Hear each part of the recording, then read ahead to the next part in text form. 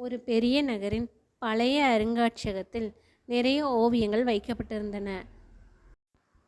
அந்த அருங்காட்சியகம் பயன்படுத்தப்படாமல் இருந்ததால் ஓவியங்கள் மீது தூசி படிந்து காணப்பட்டது. அந்த இடம் மிகவும் அமைதியாக இருந்தது.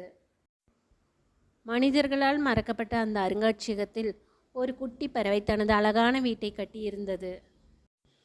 அந்த வீடு மிகவும் மென்மையாகவும் வலுவானதாகவும் இருந்தது. அந்த சின்ன பறவையின் பெயர் ருக்கு. அவள் வீட்டை மட்டும் கட்டவில்லை, அந்த வீட்டோடு சேர்ந்து அவள் கனவுகளையும் நம்பிக்கையும் கட்டியிருந்தாள்.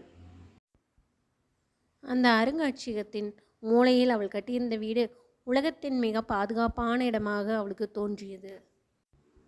ஒவ்வொரு நாளும் ருக்கு தன் வீட்டை அலங்கரித்தாள். தன் கூட்டிற்கு எதுவும் தீங்கு செய்ய முடியாது என்று நம்பினாள். ஆனால் ஒரு நாள் காலையில் காலடி சத்தம் கேட்டது. அதைத் தொடர்ந்து கனமான பெட்டிகளின் சத்தமும் கேட்டது. ஒவ்வொரு ஓவியங்களாக மேலே எடுத்து செல்லப்பட்டன. சத்தங்களை கேட்ட மற்ற பறவைகள் அவரவர் கூட்டை விட்டு சென்று விட்டன. ஆனால் ருக்கு மட்டும் தன் கூட்டை விட்டு பறக்காமல் நம்பிக்கையோடு அங்கேயே இருந்தாள். எல்லா ஓவியங்களையும் எடுத்து செல்ல மாட்டார்கள் என்ற நம்பிக்கையுடன் கடைசி வரை காத்திருந்தது. தன் விருப்பமான இடத்தை விட்டு செல்ல மறுத்தது. ஆனால் விதி வேறு திட்டமிட்டிருந்தது. நேரமாக ஆக பணியாளர்கள் ருக்கு இருந்த ஓவியத்தின் இடத்தருகே வந்தனர். அவர்கள் ருக்கு இருந்த ஓவியத்தை எடுத்தனர். சற்றென்று சிறகை விரித்து ருக்கு பறந்து விட்டாள். பல நாள் வீடு இல்லாமல் நகரத்தின் வானத்தில் பசியோடும் சோர்வோடும் சுற்றி கொண்டே இருந்தாள். கடவுள் ஏன் என் வீட்டை எடுத்து விட்டார்? நான் என்ன தவறு செய்தேன் என்று ருக்கு சிந்தித்து கொண்டே இருந்தாள். ஆனால் மன உறுதியோடு புதிய இடத்தை தேடி பறந்து கொண்டே இருந்தாள். அவள் புதிய இடத்தை தேடிக்கொண்டிருந்த போது ஒரு நாள் மலர்கள் நிறைந்த அமைதியான மனிதர்கள் நடமாட்டமில்லாத ஒரு இடத்தை கண்டாள். அங்கே மலர்கள் பூத்து குலுங்கி கொண்டிருந்தது. குடிக்க தண்ணீரும் இருந்தது. அளவான சூரிய வெளிச்சம். புதிய வீட்டை புதிய நம்பிக்கையுடன் வலிமையாக கட்டினாள்.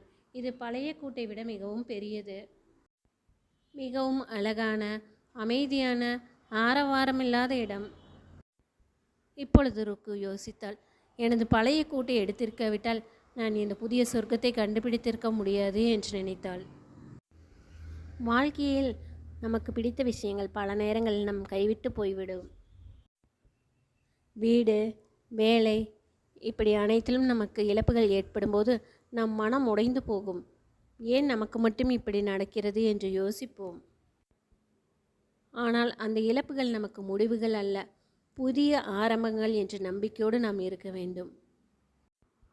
சவால்கள் நம் வலிமையை சோதிக்கும். ஆனால் நம்பிக்கையோடு இருந்தால் வாழ்க்கையில் வெற்றி கிடைக்கும் என்பது உறுதி.